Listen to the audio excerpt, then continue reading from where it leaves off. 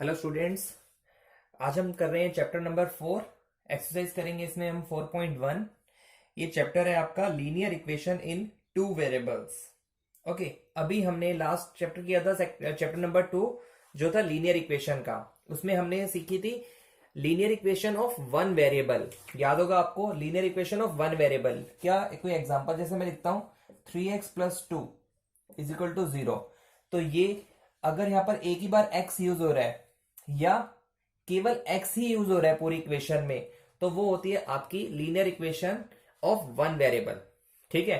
अब क्योंकि चैप्टर है linear equation in two variables, तो हम आज सीखेंगे कि टू वेरिएबल्स की इक्वेशन को हम कैसे लिखते हैं। तो पहले हम इसको ही थोड़ा सा समझते हैं। जो हमारी एक लीनियर इक्वेशन थी ऑफ वन वेरिएबल थी, ये हमने लास्ट किया था। तो इसमें क्या होता है, इसमें अगर मुझे x की वैल्यू निकालनी है तो x की वैल्यू कितनी आई -2/3। तो यहां पर एक फिक्स होता है, अगर सिंगल वेरिएबल का क्वेश्चन है तो हमेशा जो x की वैल्यू है वो एक यूनिक वैल्यू होगी, कोई ना कोई एक फिक्स वैल्यू होगी जो इस लीनियर इक्वेशन की हेल्प से आएगी। ठीक है।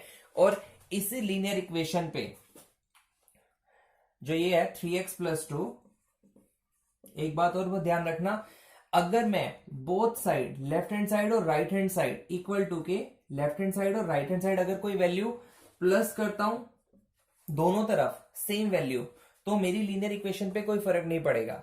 या मैं दोनों इक्वेशन में कुछ भी चीज माइनस करता हूं, जैसे अगर मैं लिखूं 3x + 2 = 0, ये इक्वेशन है। तो अगर मैं यहाँ पे +4 लिख दूं और वही सेम चीज +4 यहां पर भी लिखूं, तो मेरी लीनियर इक्वेशन पे कोई फर्क नहीं पड़ेगा। ठीक है, आंसर अभी भी वही आएगा। या मैं दोनों तरफ कुछ माइनस कर दूं, जैसे मैं -4 कर दिया, दूसरी तरफ भी -4 कर दिया, तो भी मेरी लीनियर इक्वेशन पे कोई फर्क नहीं आएगा। ठीक है। या मैं इस पूरी इक्वेशन को किसी नंबर से मल्टीप्लाई कर दूं, तो सेम नंबर से यहां पर भी आपको मल्टीप्लाई करना पड़ेगा, तो भी मेरी लीनियर इक्वेशन पे कुछ फर्क नहीं पड़ेगा। बस ये चीज ध्यान रखना। या मैं डिवाइड कर दूं, मल्टीप्लाई या डिवाइड बस जो जीरो के केस में नहीं करना हमें। ठीक है, जीरो नहीं लिखना मल्टीप्लाई या डिवाइड करते टाइम, अदरवाइज कोई भी रियल नंबर ले सकते हैं आप, तो हमारी लीनियर इक्वेशन पे कोई फर्क नहीं पड़ता है। ठीक है। और इसी के अंदर हमने ये भी सीखा था कि इसको अब नंबर लाइन पे कैसे रिप्रेजेंट करेंगे। ठीक है, जैसे 0 होता है 1 2, ये सीखा हमने लास्ट चैप्टर में। तो यहाँ पर तो वैल्यू फिलहाल काफी कम आ रही है, 1 से कम आ रही है, तो इट मीन्स यहाँ कहीं लाई करेगा -2/3। तो ये हमारा हो जाता है रूट, इसको बोलते हैं रूट। तो ये हमने लास्ट चैप्टर में सीखा था। ठीक है, अब हम आगे बढ़ते हैं। अब बात करते हैं हम linear equation of two variables. ठीक है, एक एग्जांपल से करते हैं। मान लीजिए किसी क्रिकेट मैच में दो प्लेयर ने मिलकर टोटल 100 रन बनाए हैं, दो प्लेयर ने मिलकर। तो हम उसको अपनी लीनियर इक्वेशन से कैसे रिप्रेजेंट करेंगे। तो दो प्लेयरों ने मिलकर अगर 100 रन बनाए हैं, तो ऑब्वियसली एक प्लेयर ने मान लो 40 रन बनाए हैं, तो दूसरे प्लेयर ने 60 रन बनाए होंगे, तभी 60 बनेगा, 100 बनेगा। या एक प्लेयर ने 20 रन बनाया तो दूसरे ने 80 बनाए होंगे। या हो सकता है दोनों ने 50-50 बनाए हो, या हो सकता है एक ने 10 बनाए हो, एक ने 90 रन बनाए हो। ठीक है, तो हम क्या करते हैं, ये जो वैल्यूज हैं हम इसको डिनोट करते हैं x और y से, क्योंकि हमें पता है दो प्लेयर ने मिलकर बनाए हैं, तो हम लिखेंगे x + y, दोनों प्लेयरों का टोटल = 0। तो अब जिस इक्वेशन के अंदर आपके दो वेरिएबल यूज हो जाए, उसको ही हम कहते हैं linear equation of two variables. Okay, तो अभी हमें यहाँ पे हम सोच सकते हैं वैल्यू क्या हो सकती है, यहाँ 40 हो सकते हैं और यहाँ पे 60 हो सकते हैं, और ये इसका आंसर 100 बन जाएगा। ठीक है, 40 ना हो तो हो सकता है यहाँ पर 20 हो और यहाँ पर 80 हो, x की वैल्यू 20 हो, y की वैल्यू 80 हो, तो भी 100 बन जाएगा। तो इसका मतलब होता है ये जो linear equation of two variables होता है, उसके अंदर मेनी सॉल्यूशंस होते हैं, बहुत सारे सॉल्यूशन होते हैं। ठीक है, कोई एक पर्टिकुलर सॉल्यूशन नहीं होता, इसमें हम काफी सारे सॉल्यूशन होते हैं।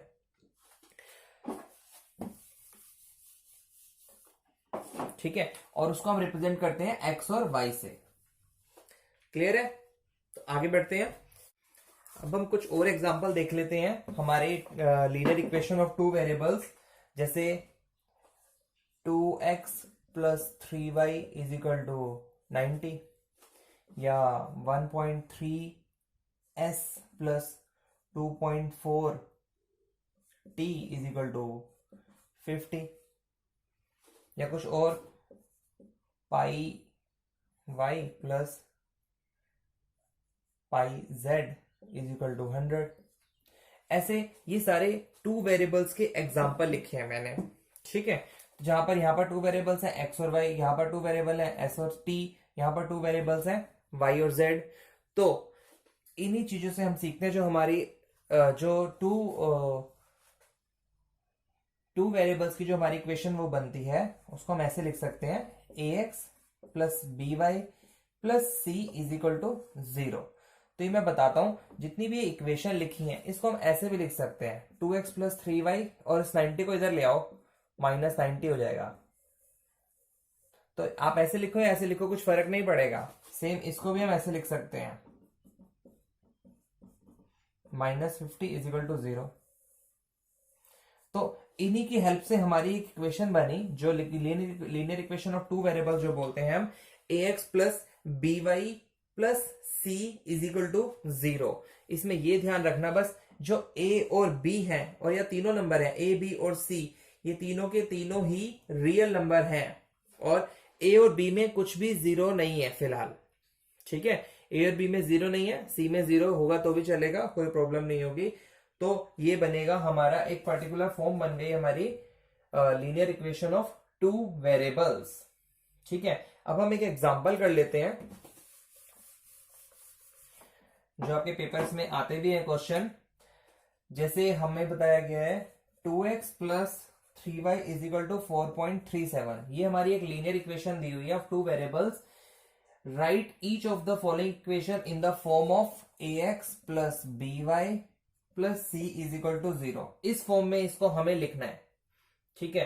तो इस फॉर्म में लिखना बड़ा आसान है, कोई प्रॉब्लम नहीं है। हम क्या लिखेंगे, 2x प्लस 3y, इसको हम इधर ले आएंगे, माइनस 4.37 इज इक्वल टू 0। तो हमने इसको यहां ही बना दिया और इस फॉर्म में हमने इसको लिख दिया। तो फिलहाल इसमें कुछ ज्यादा नहीं बोला, इसमें यही बोला है कि इसके जो है आप इस फॉर्म में लिखिए। तो हमने यहां पर a क्या है, अगर हमसे कोई पूछे a क्या है तो हम बताएंगे 2, और b क्या है, ये b था ना, by मतलब यहां पर है 3, और c क्या है, यहाँ पे क्योंकि प्लस c होना था और यहाँ पर माइनस में आ रहा है तो c होगा -4.37, ठीक है। क्लियर है। एक और एग्जांपल ले लेते हैं।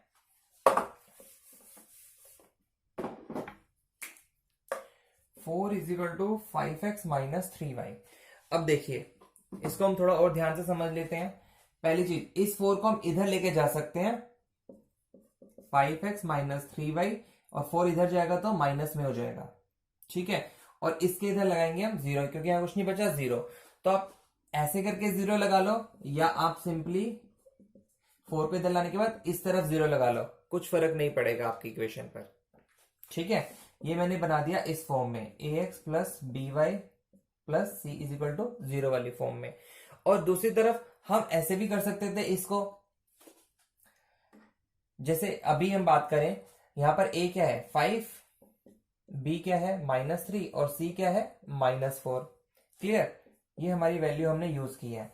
अब हम इन नंबर्स को इस तरफ लेकर आते हैं, तो 4 ये इधर आया, -5x ये इधर आया, plus 3y is equal to 0। तो अब हम इसको नॉर्मल सिचुएशन पे लिखें, ऐसे हो गया। अभी भी ये फॉर्म में बन गया, ax plus by plus c is equal to 0। तो ये भी करेक्ट है, इसमें भी कोई गड़बड़ नहीं है। तो यहां पर हमने a क्या यूज किया है -5, b क्या यूज किया है 3, और c क्या यूज किया है 4। तो ये वैल्यू है, तो यहां पर भी वैल्यू है, यहां पर भी। यहां पर a 5 आ रहा है, यहां पर a -5 आ रहा है, b -3 आ रहा है, यहां पर 3 आ रहा है, c -4 आ रहा है, यहाँ पे 4 आ रहा है, ठीक है। तो ये भी करेक्ट है, ये भी करेक्ट है, कुछ गलती नहीं है। इसीलिए जो हमारी एक linear equation of two variables होते हैं उसके हमारे मल्टीपल सॉल्यूशंस होते हैं, ठीक है। कुछ हमारा आंसर पे फर्क नहीं पड़ता है। एक और एग्जांपल ले लेते हैं, 2x is equal to y। तो ये भी सिंपल है, 2x इसको इधर लेंगे, -y इज इक्वल टू 0। और अब यहां पर c तक कुछ है ही नहीं, तो कोई बात नहीं, इसको भी हमने इस फॉर्म में लिख दिया है। यहां पर हम सी को क्या मान लेंगे 0, तो ए क्या है यहां पर 2, बी क्या है यहां पर -1 और सी क्या है 0, कुछ भी नहीं है तो सी हो गया हमारा 0। क्लियर। आगे बढ़ते हैं और आगे बढ़ते हैं हम यही वाले इक्वेशंस पे।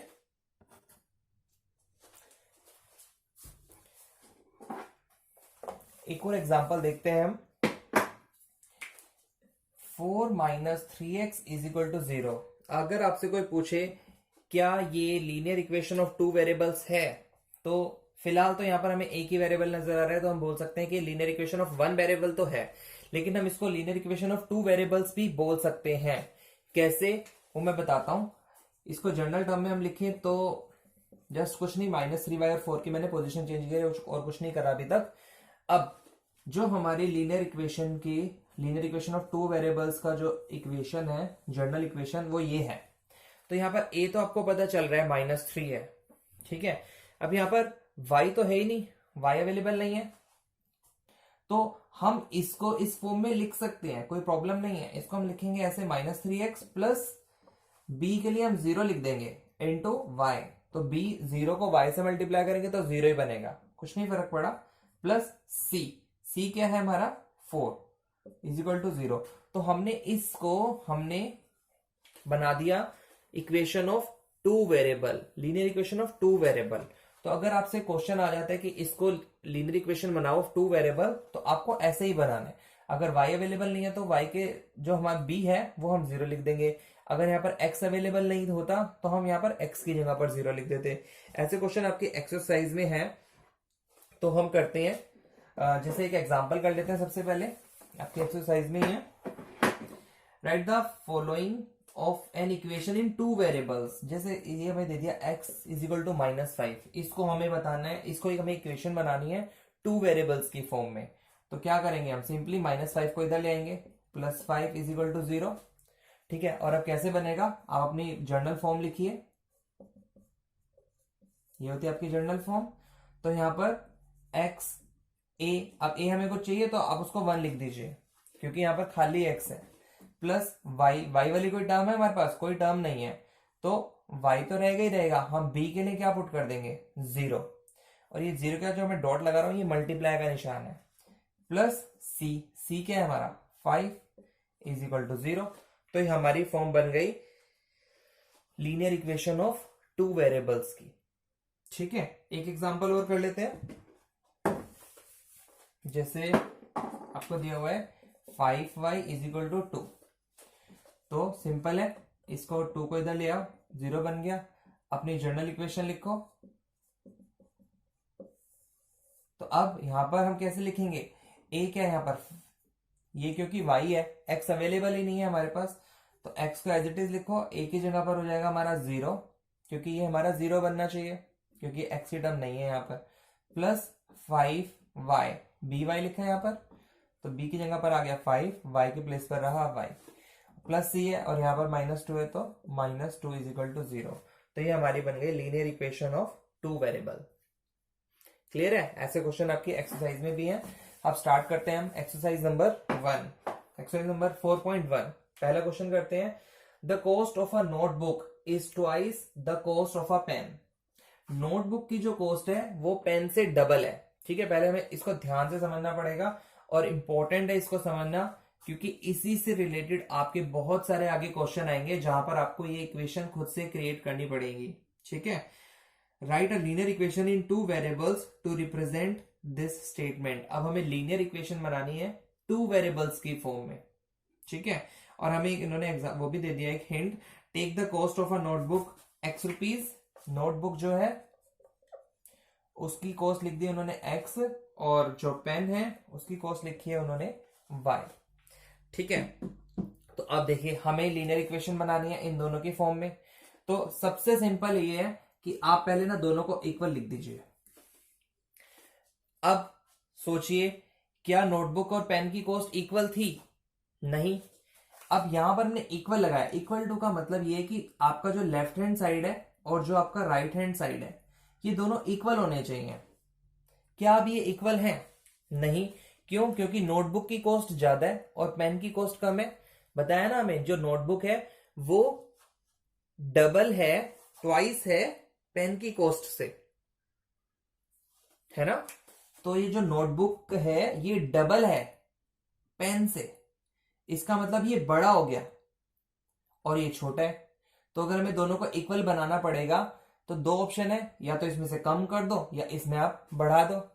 अब क्योंकि डबल की सिचुएशन है तो अगर मैं इसको y को 2 से मल्टीप्लाई कर दूं तो ये x के इक्वल हो जाएगा। मतलब जो यहां पर ये आपकी नोटबुक डबल थी इस कॉस्ट से, तो अब क्योंकि मैंने इसको भी डबल कर दिया है तो ये दोनों इक्वेशन आपकी इक्वल हो गई हैं। ठीक है, जैसे मैं कोई एग्जांपल ले लेता हूं।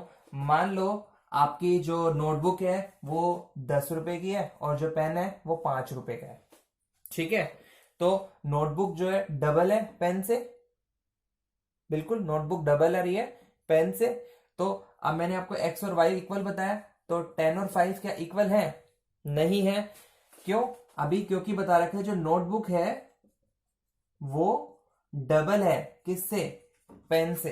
तो हमें इन दोनों इक्वेशन को इक्वल बनाने के लिए क्या करना पड़ेगा? हमें इसको 2 से मल्टीप्लाई करना पड़ेगा, तभी ये हमारे दोनों 10 इक्वल टू 10 बन जाएंगे। ठीक है, तो यही मैंने आपको इस फॉर्म में करके बताया। इससे रिलेटेड सिचुएशंस आपके पास आगे बहुत सारी आएंगी, तब आप क्वेश्चनों को जैसे जैसे करोगे तो आपको और इजी लग जाएगा करना। ठीक है, कईयों को लग रहा होगा कि यहां पर 2 से मल्टीप्लाई होना चाहिए, नहीं, ऐसा नहीं होगा, ध्यान रखना, क्योंकि ये ऑलरेडी ज्यादा है, ये डबल है, ये ऑलरेडी डबल है, तो हमें इसको डबल करना है इक्वल करने के लिए। तो ये आपकी इक्वेशन बनी, x माइनस 2y को इधर ले आएंगे तो 2y इज इक्वल टू 0। तो ये आपकी बन गई लीनियर इक्वेशन। हमसे ये पूछा था right a linear equation in 2 variables, तो यहां पर c तो कुछ है ही नहीं, तो ये हमारी correct linear equation of 2 variables बन गई है। ठीक है, तो ये आपका पहला क्वेश्चन था। क्वेश्चन नंबर 2 की बात करते हैं। क्वेश्चन नंबर 2 है, express the following linear equations in the form ax plus by plus c is equal to 0 and indicate the values of a, b and c। मतलब हमें ax plus by plus c की form में लिखना है और हमें a, b और c की वैल्यू बतानी है। तो जैसे पहला एग्जांपल है, सिंपल है, 2x plus 3y is equal to 9.35 बार। तो ये तो कुछ बिल्कुल मुश्किल नहीं है, इसको हम ऐसे लिख देंगे 2x plus 3y। सबसे पहले इधर ले आओ क्योंकि प्लस c इस तरफ होता है, तो इसको हम इधर ले आएंगे तो ये हो जाएगा -3.5 बार। और यहाँ पर हमें बताना है a, b और c की वैल्यू क्या है। तो a क्या है यहाँ पर 2, a मतलब जो x के साथ है, b क्या है यहाँ पर 3 और c क्या है यहाँ पर -9.35 बार। सिंपल थे। आगे बढ़ते हैं, एक तो और एग्जांपल मैं करा देता हूं, बाकी आप खुद कर लेना। 8 है टोटल, तो मैं 3 या 4 करा देता हूं आपको।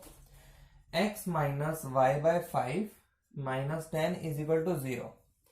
तो अब ये तो क्यों इसी फॉर्म में लिखी हुई है, कोई प्रॉब्लम नहीं है, सेम इस फॉर्म में लिखी हुई है, तो हम सिंपली ऐसे लिख सकते हैं। a क्या है यहाँ पर, कुछ नजर नहीं आ रहा साथ में, तो a को मान लेंगे 1। b क्या होगा, b होगा, अब y तो ऑलरेडी रहना ही था, तो बाकी क्या बच गया नीचे 5, तो -1/5, माइनस का भी ध्यान रखना। और c क्या है यहाँ पर -10। ठीक है, क्लियर है।